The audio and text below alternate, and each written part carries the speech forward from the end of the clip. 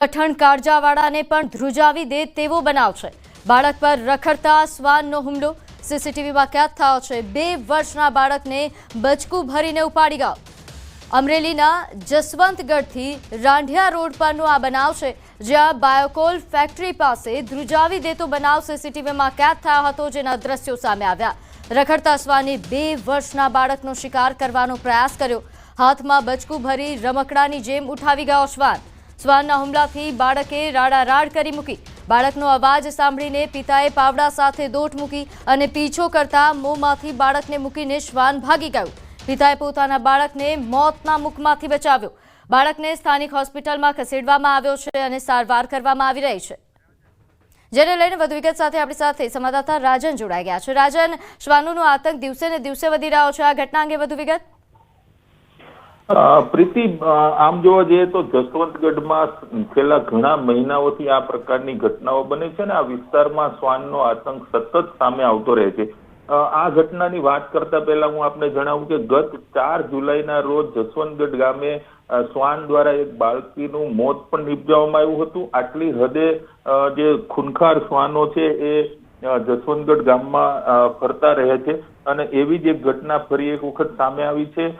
ચિત્તલથી રાંઢિયા road પર આવેલી એક ખાનગી કારખાનામાં એક મજૂર પરિવાર કામ કરતો હતો। તેના બાળક જે રમતું હતું, સીસીટીવીમાં સ્પષ્ટ દેખાઈ રહ્યું છે કે શ્વાન ત્યાંથી ઉઠી અને બાળક તરફ આવે છે। પહેલા તેમને બચકું ભરે છે અને ત્યાંથી તેમને એક રમકડાની માફકે બાળકને ઉઠાવી અને દૂર લઈ જવાનો પ્રયાસ કરે છે, પરંતુ સદભાગ્યે બાળકના પિતા પાસે જ હોવાથી તેમણે શ્વાનની પાછળ દોટ મૂકી અને પોતાના બાળકને બચાવી લીધું છે। પરંતુ આ જે શ્વાનનો આતંક છે સતત વધી રહ્યો છે, પરંતુ હજુ સુધી તંત્ર દ્વારા કોઈ જ કામગીરી કરવામાં નથી આવી। ખાસ કરીને જસવંતગઢ ગામના લોકોએ આ મુદ્દે અનેક વખત રજૂઆતો કરી છે, ગ્રામ પંચાયતને પણ રજૂઆત કરી છે, પરંતુ લોકોને અને ખાસ કરીને બાળકો પર આ શ્વાનનું જોખમ સતત તોળાઈ રહ્યું છે। પ્રીતિ જી, આભાર માહિતી આપવા બદલ।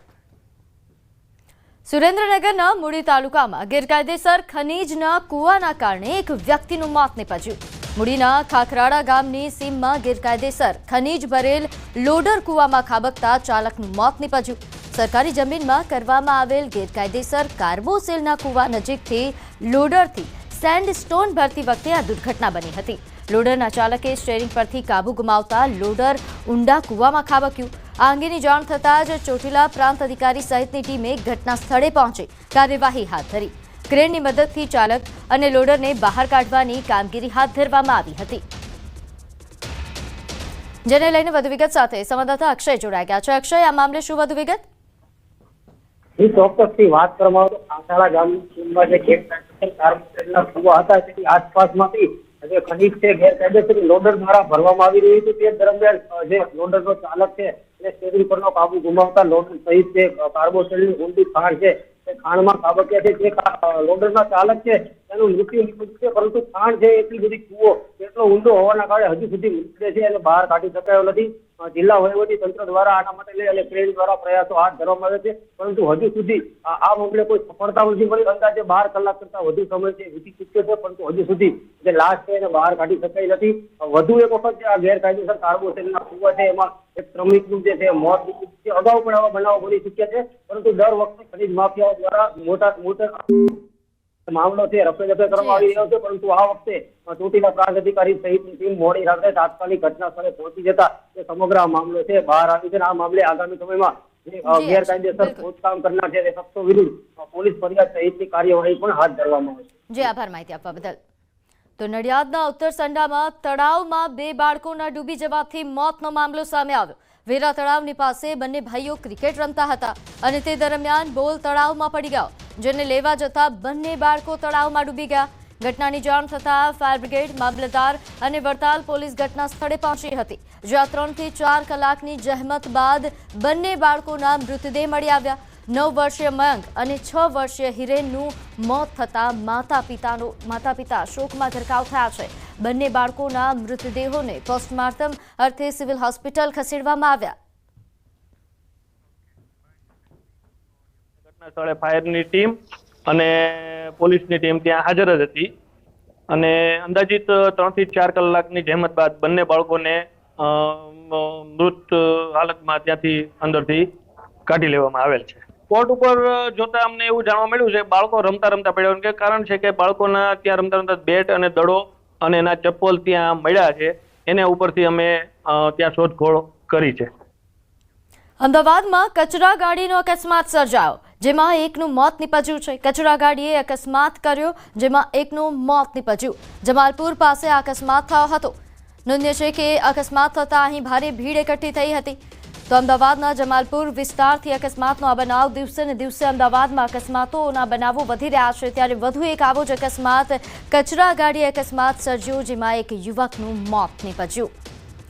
અકસ્માતની ઘટના સર્જાતા જ સ્થાનિક લોકો અહીં આવી પહોંચ્યા હતા અને ભારે ભીડ જામી હતી. નોંધ્ય છે કે ઘટનાની જાણ થતાં જ તાત્કાલિક જે યુવક છે તેને હોસ્પિટલ ખસેડવામાં આવ્યો. વધુ વિગત સાથે આપણી સાથે સંવાદદાતા ઋત્વિજ જોડાઈ ગયા છે. ઋત્વિજ, શું વધુ અપડેટ? જીગીરથી વાત કરીએ તો આજે અકસ્માત છે તે જમાલપુર પગથિયા પાસેનો અકસ્માત છે. જે વાહન હોય છે, કચરો ઉપાડવા માટેની વાહન હોય છે, તેના દ્વારા અકસ્માત સર્જાવવામાં આવ્યો હતો.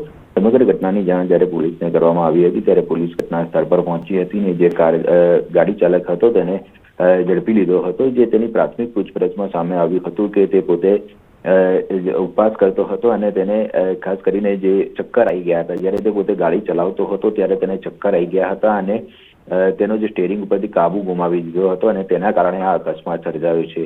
જોકે હકીકતમાં શું કારણ છે તેની સારવાર પણ ચાલી રહ્યો હોવાનું તે રટણ કરી રહ્યો હતો. એટલે પોલીસ દ્વારા આ મામલે હકીકત તપાસવામાં આવી રહી છે કે આખરે એવું તો શું કારણ બન્યું હતું કે તેને ચક્કર આવી ગયા હતા અને અકસ્માત સર્જાયો છે. સમગ્ર ઘટના છે તેના જે સીસીટીવી ફૂટેજ છે તે પણ કલેક્ટ કરવાની કામગીરી પોલીસ દ્વારા કરવામાં આવી રહી છે. ઉપરાંત મહત્વની બાબત એ છે કે જે અકસ્માતની અંદર અન્ય 3 થી 4 લોકોને પણ ઈજા પહોંચી છે. એટલે તેઓની પણ હાલમાં પોલીસ દ્વારા પૂછપરછ કરવામાં આવી રહી છે કે કયા સંજોગોની અંદર આ અકસ્માત સર્જાયો હતો. હાલમાં પોલીસ દ્વારા જે ગાડી ચાલક હતો તેની અટકાયત કરીને વધુ તપાસ શરૂ કરવામાં આવી છે. જે આભાર માહિતી આપવા બદલ. સુરેન્દ્રનગર ધાંગધ્રા તાલુકાના મેથાણ ગામે રામજી મંદિરને તસ્કરે નિશાન બનાવ્યું. મેથાણ ગામે આવેલા રામજી મંદિરમાં ચોરીની ઘટના બની, જેના સીસીટીવી ફૂટેજ સામે આવ્યા છે. તસ્કર મંદિરમાંથી ભગવાનની મૂર્તિ પરના 2 હારની ચોરી કરતો દેખાય છે. ધાંગધ્રા તાલુકા પોલીસે સીસીટીવી ફૂટેજના આધારે વધુ તપાસ હાથ ધરી છે. તસ્કર ચોરીને અંજામ આપી બહાર નીકળવા સમયે મંદિરના ઉંબરે પગે લાગતો હોય તેવા પણ દ્રશ્યો સામે આવ્યા છે.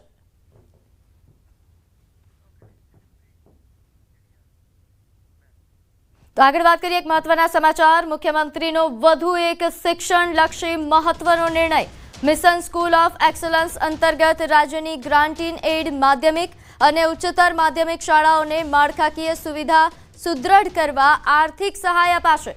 ખૂટતા વર્ગખંડના બાંધકામ, વિશિષ્ટ ખંડોના નિર્માણ, નવા ટોયલેટ બ્લોક્સ તેમજ પીવાના પાણીની સુવિધા, દિવ્યાંગ છાત્રો માટે જરૂરી સુગમ્ય સુવિધાઓ ઊભી કરવા 80ની જેમ 20ના ધોરણે સહાય અપાશે. 2025-26ના શૈક્ષણિક વર્ષથી 5 વર્ષ માટે અમલ કરવામાં આવશે. વિદ્યાર્થીઓની સંખ્યાના આધારે 10 લાખથી 1.50 કરોડ સુધીની આર્થિક સહાય મળશે.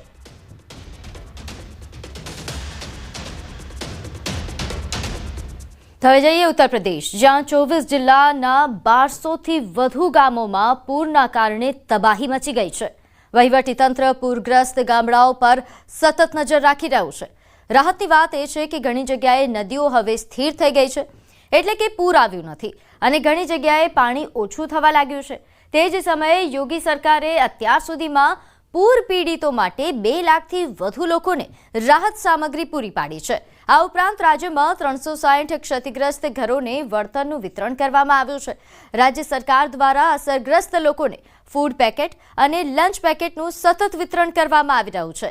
રાજ્ય સરકાર દ્વારા ઘણા જિલ્લાઓમાં લંગર પણ ગોઠવવામાં આવ્યા છે. બલિયા, ગાઝીપુર, વારાણસી, મિર્ઝાપુર, પ્રયાગરાજ, ઓરૈયા, જાલોન, હમીરપુર, બાંદા અને ઓરૈયા તેમજ ફતેહપુર જિલ્લાના તમામ ગામો પૂરના પાણીમાં ડૂબી ગયા છે.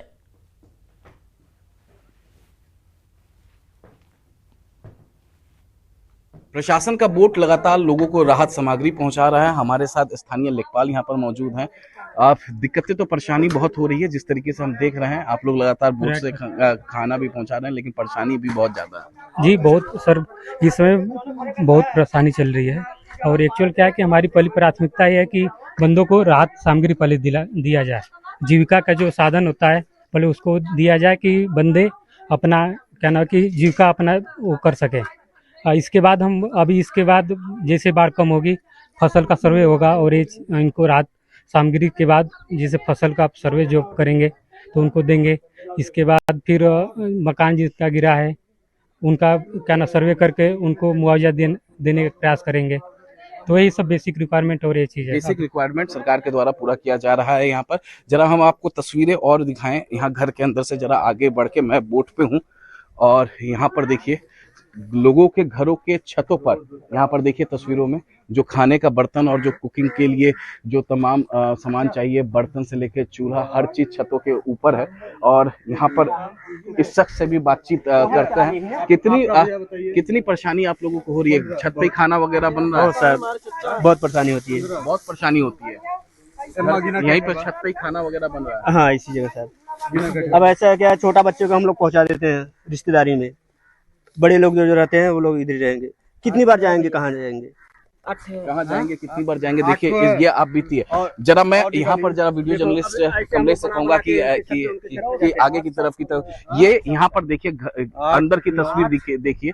ये एक गांव के घर के अंदर की तस्वीर, पूरी तरीके से लबालब भरा हुआ है। प्रशासन जो है इन्हें लगातार यहाँ पर देखिए आप तस्वीरों में फूड पैकेट्स दे रहे हैं और यहाँ पर देखिए घरों के अंदर जो है हर तरफ पानी ही पानी आप देख पा रहे हैं। तो ये स्थिति है मिर्जापुर जिले की। हम लगातार आपको मिर्जापुर जिले की स्थिति दिखा रहे हैं। खुद मुख्यमंत्री योगी आदित्यनाथ बाढ़ राहत सामग्री पर नजर बनाए हुए हैं और जो बाढ़ के इलाके हैं वहां पर खुद मुख्यमंत्री योगी आदित्यनाथ उसको लेकर बैठकें कर रहे हैं कि प्रशासन का इस तरीके का बोट लगातार हर बाढ़ पीड़ित गांवों तक पहुंचे और उन्हें राहत सामग्री पहुंचाए। तो यहाँ पर देखिए आप तस्वीरों में हर तरफ प्रशासन के अधिकारी जो हैं इस तरीके के बड़े बड़े बोट्स पे लगातार राहत सामग्री पहुंचा रहे हैं। तो दूसरी तरफ आम लोगों का जीवन अस्त व्यस्त हो गया है क्योंकि उनके घरों में बाढ़ का पानी एंटर कर चुका है। वीडियो जर्नलिस्ट कमलेश के साथ अमित कुमार सिंह, न्यूज़ 18 इंडिया, मिर्जापुर। तो बात કરીએ અમદાવાદની। અમદાવાદમાં કચરા ગાડીનો અકસ્માત, જેમાં એકનું મોત નીપજ્યું છે। કચરા ગાડી અકસ્માત સર્જ્યો, જેમાં એક યુવકનું મોત નીપજ્યું। જમાલપુર પાસે આ અકસ્માત સર્જાયો હતો। અકસ્માતના સીસીટીવી ફૂટેજ સામે આવી ગયા છે। સીસીટીવીમાં સાફ જોઈ શકાય છે કે કચરા ગાડી એક બે નહીં ઘણી રિક્ષા અને વાહનોને અડફેટે લીધી હતી, જે બાદ આગળ જતા એક રિક્ષા સાથે ટક્કર બાદ કચરા ગાડી રોકાઈ જાય છે। તે બાદ ચાલકને લોકોએ પકડીને મેથી પાક પણ ચખાડ્યો હતો।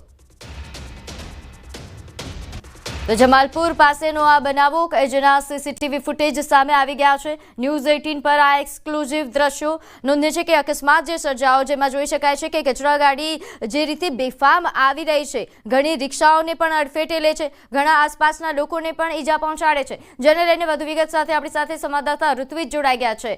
ઋત્વિજ, અકસ્માતનો બનાવ જે સામે આવ્યો છે, અત્યાર સુધીમાં શું વધુ અપડેટ મળી? જી પ્રીતિ, વાત કરીએ તો જે અકસ્માત સામે આવ્યો હતો સમગ્ર ઘટનાના સીસીટીવી ફૂટેજ પણ હાલ મળ્યા છે કે જેની અંદર સ્પષ્ટપણે દેખાઈ રહ્યું છે કે જે ગાડી ચાલક હતો તે બેફામ રીતે ડ્રાઇવિંગ કરીને તેને લગભગ 5 થી 7 વાહનોને અડફેટે લીધા હતા, જેમાં એક વ્યક્તિ છે તેનું ગંભીર ઈજા પહોંચતા તેનું ઘટના સ્થળ પર જ મૃત્યુ નીપજ્યું હતું। જે ઘટનાની જાણ થતા પોલીસ ઘટના સ્થળ પર પહોંચી હતી અને જે ગાડી ચાલક છે તેની અટકાયત કરીને પૂછપરછ કરવામાં આવી હતી, ત્યારે તે પ્રાથમિક કારણ જાણવા મળ્યું હતું જે ગાડી ચાલક છે તે પોતે બીમાર હોવાનું જાણવા મળ્યું હતું અને તેની સારવાર પણ ચાલી રહી છે।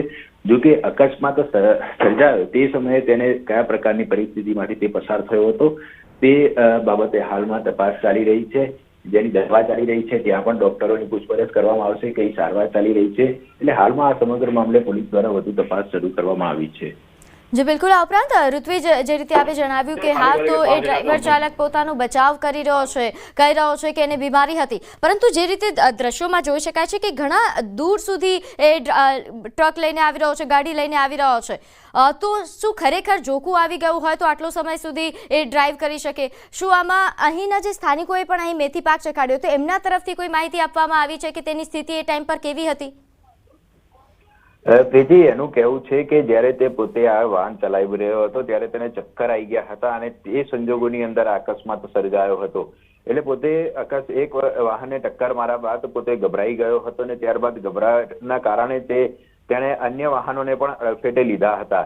એટલે હકીકત શું છે તે એક તપાસનો વિષય છે. પોલીસની પ્રાથમિકતા રહેલી છે કે જે મૃતક વ્યક્તિ છે તેને પોસ્ટમોર્ટમ માટે મોકલી આપવામાં આવે અને તેનું પોસ્ટમોર્ટમ કરાવવામાં આવે. આ ઉપરાંત જે પરિસ્થિતિ પર કોઈ પણ પ્રકારનો અનિચ્છનીય બનાવ ન બને તેની પણ તકેદારી રાખવી પોલીસની એક ફરજ છે. એટલે પોલીસ દ્વારા હાલમાં આ જે પ્રાથમિકતા રહેલી છે તેની તપાસ કરવામાં આવી રહી છે અને ત્યારબાદ આરોપી છે તેની પણ પૂછપરછ કરવામાં આવશે. તેની સારવાર ચાલી રહી હતી, કયા કારણોસર તેને ચક્કર આવ્યા હતા, આ તમામ બાબતો છે એક તપાસનો વિષય છે. એટલે જે હાલમાં પોલીસ દ્વારા સમગ્ર મામલે કાર્યવાહી પણ કરવામાં આવી રહી છે, ફરિયાદ પણ નોંધવામાં આવશે જે તે ગાડી ચાલક છે તેના વિરુદ્ધમાં અને સમગ્ર મામલે જે સીસીટીવી ફૂટેજ પણ સામે આવ્યા છે તેના આધારે પણ પોલીસ દ્વારા એનાલિસિસ કરીને વધુ કાર્યવાહી કરવામાં આવશે. બિલકુલ, આભાર માહિતી આપવા બદલ.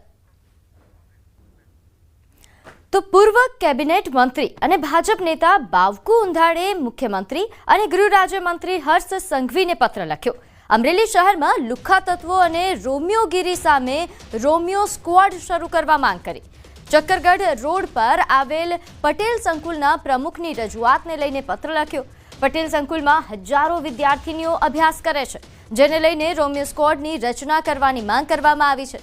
ભૂતકાળમાં એસપી શોભા ભૂતળાના સમયમાં રોમિયોગીરી સ્ક્વોડ કાર્યરત હતી. મુખ્યમંત્રી ભૂપેન્દ્ર પટેલ, હર્ષ સંઘવી અને અમરેલી એસપીને પત્ર લખીને રોમિયોગીરી ડામવા માટે માંગ કરવામાં આવી છે.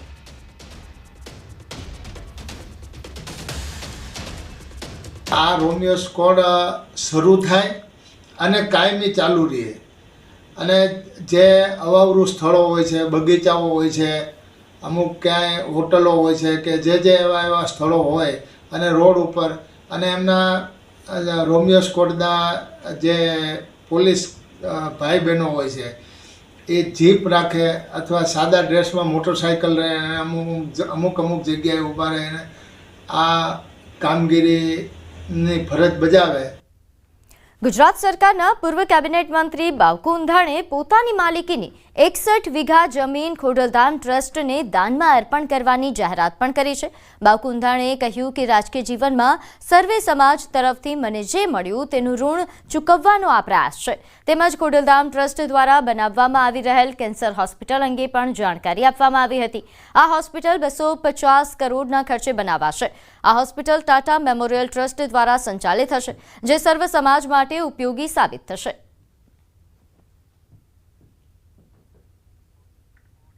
આ મંદિર એક ધાર્મિક સંસ્થા છે, એટલે શ્રદ્ધા અને આસ્થાનું કેન્દ્ર છે. ત્યાં 61 વીઘા જમીન એની બાજુમાં જ ફોરેસ્ટ વિભાગની છે. એટલે ફોરેસ્ટ વિભાગની જમીન છે એ એક્સચેન્જ થઈ જશે અને પછી આજે મેં તમને જે કીધું એ પ્રમાણે એ જમીનનો ત્યાં એ હેતુ માટે ઉપયોગ થવાનો. ખોડલધામ ટ્રસ્ટ કાગવડને ભૂમિદાન માટેની થોડીક ભૂમિની જરૂરિયાત હતી અને એ જિલ્લાની ટીમને નરેશભાઈ વતી અમને જાણ થઈને અમે બાવકુભાઈને કીધું. એટલે બાવકુભાઈએ વિના સંકોચે ઉંધાડ પરિવાર તરફથી અમને કહેતા હર્ષને આનંદ થાય છે કે ઉંધાડ પરિવારના મોભી બાવકુભાઈએ નરેશભાઈને તરત ફોન કરીને જાણ કરી કે અમારા પરિવાર તરફથી હું 61 વીઘાનું ભૂમિદાન ખોડલધામનું અર્પણ કરું છું. કચ્છના અબડાસામાં 864 એકર વન જમીન પરથી દબાણ દૂર કરાયું.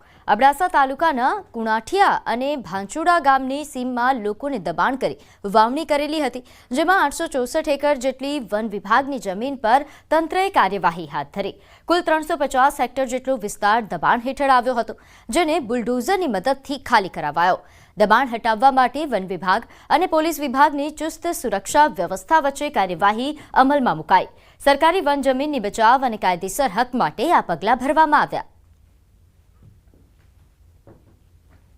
વન વિભાગની 639 હેક્ટર પૈકી 350 હેક્ટર જમીનમાંથી દબાણ દૂર કરવાની કાર્યવાહી નો આરંભ કરવામાં આવ્યો છે. જે પૈકી પશ્ચિમ કચ્છ વન વિભાગનો લગભગ તમામ સ્ટાફ, તે સિવાય પૂર્વ કચ્છ વન વિભાગ, કચ્છ વિસ્તરણ વન વિભાગ ના થઈને કુલ 150 થી વધુ વન વિભાગના સ્ટાફ હાલ ત્યાં કામગીરીમાં જોડાયેલા છે. તહેવારો નજીક આવતા જામનગરમાં મહાનગરપાલિકાની ફૂડ શાખા દ્વારા વિવિધ વિસ્તારોમાં ફરાળી, ફરસાણ તેમજ મીઠાઈના વિક્રેતાઓને ત્યાં નમૂના લેવામાં આવ્યા હતા. લોકોને તહેવાર દરમિયાન સ્વચ્છ અને સારી વસ્તુ મળી રહે તે હેતુથી મહાનગરપાલિકાની ફૂડ શાખાએ 17 જેટલી ફરાળી વાનગીઓ ઉપરાંત જામનગરના જૂના રેલવે સ્ટેશન પાસે આવેલી મીઠાઈ અને ફરસાણની દુકાનોમાંથી નમૂના લીધા હતા. નમૂના લઈ વડોદરા ખાતે ટેસ્ટિંગ માટે મોકલવામાં આવ્યા છે. જામનગર મહાનગરપાલિકા વિસ્તારમાં ફૂડ શાખા દ્વારા અત્યારે શ્રાવણ માસના તહેવારો અનુસંધાને વિવિધ જગ્યાએ સંસ્થાઓમાં તપાસ કરી 17 જેટલા ફરારી ખાદ્ય પદાર્થોના નમૂના લઈને લેબોરેટરીમાં મોકલવામાં આવ્યા છે. તદુપરાંત આજ રોજ સવારથી જૂના રેલવે સ્ટેશન વિસ્તારમાં 2 જગ્યાએથી મીઠાઈના નમૂના લઈને food and drugs laboratory Vadodara ખાતે મોકલવામાં આવ્યા છે. જેના રિપોર્ટ આવેથી આગળની કાર્યવાહી કરવામાં આવશે. અમદાવાદના ઓરિયન્ટ ક્લબમાં મારામારી મામલે સમાચાર. મેમ્બરશિપ રદ થવા મામલે 2 જૂથ વચ્ચે બબાલ થઈ હતી. ભદ્રેશ શાહ અને ક્લબના હોદ્દેદારો વચ્ચે મારામારી સર્જાઈ હતી. મારામારીના સીસીટીવી ફૂટેજ પણ સામે આવ્યા છે. હાથમાં પટ્ટો લઈને મારામારીના દ્રશ્યો જોવા મળ્યા. એલિસબ્રિજ પોલીસ સ્ટેશનમાં મારામારી અંગે ગુનો પણ નોંધાયો છે. એલિસબ્રિજ પોલીસે સીસીટીવી કબજે કરી વધુ તપાસ હાથ ધરી છે. આ કામે પોલીસ સંપૂર્ણપણે તટસ્થપણે તપાસ કરી રહી છે અને મોટાભાગના જે બનાસના સીસીટીવી ફૂટેજ છે પોલીસ એટલે જે સાચું અને સત્ય છે એ. વડોદરાના વાઘોડિયા પોલીસ મથકના કોન્સ્ટેબલે ગળે ફાંસો ખાઈ આપઘાત કરી લીધો. રણછોડધામ સોસાયટીના મકાનમાં પંખે ઓઢણી બાંધીને ફાંસો ખાઈ આપઘાત કર્યો. કોન્સ્ટેબલનું નામ પ્રકાશ રાઠવા છે. અહીં નર્સમાં ફરજ બજાવતા પત્ની નોકરી પતાવી ઘરે આવતા કોન્સ્ટેબલે પતિને ફાંસો ખાધેલી હાલતમાં જોતા પોલીસ સ્ટાફને જાણ કરી. વાઘોડિયા પોલીસનો સ્ટાફ મૃતક કોન્સ્ટેબલના ઘરે પહોંચ્યો હતો. કોન્સ્ટેબલના આપઘાતથી પોલીસ બેડામાં શોકની લાગણી જોવા મળી છે. યુવાન કોન્સ્ટેબલે આપઘાત શા માટે કર્યો તે અંગેનું રહસ્ય અકબંધ છે. મૃતદેહને પોસ્ટમોર્ટમ અર્થે ખસેડી જરૂરી કાર્યવાહી હાથ ધરાઈ. તો બનાસકાંઠાના થરાદમાં યુવતીનું મોતનું રહસ્ય ઘેરાયું. યુવતીના પુરુષ મિત્રએ યુવતીની હત્યા થયા હોવાના આરોપ લગાવ્યા છે. યુવતીના પિતા અને કાકા વિરુદ્ધ યુવતીને મારી નાખવાની ફરિયાદ નોંધાવી. યુવતીના પુરુષ મિત્રએ હાઈકોર્ટમાં હેબિયસ કોર્પસ દાખલ કરી છે. યુવતીને જાનથી મારી નાખી પુરાવાનો નાશ કરવાનો પણ આરોપ લગાવ્યો. મૃતક યુવતી અને તેનો પુરુષ મિત્ર મૈત્રી કરાર સાથે જોડાયેલા હતા. યુવતીના પરિવારને પુરુષ મિત્ર સાથેના સંબંધ મંજૂર નહોતા. નીટની પરીક્ષા વખતે બંનેની મુલાકાત થઈ હતી. પરીક્ષા પૂર્ણ થયા બાદ યુવતીના પરિવારના સભ્યોએ ભણવાની ના પાડતા યુવતીએ યુવકને તેની સાથે લઈ જવા માટે મેસેજ કર્યો હતો. મેસેજ બાદ યુવક યુવતીને થરાદથી અમદાવાદ લઈ વકીલની હાજરીમાં મૈત્રી કરાર કર્યા હતા. બાદમાં યુવતીના પરિવાર અને થરાદ પોલીસે યુવતી અને યુવકને રાજસ્થાનથી લઈ આવ્યા.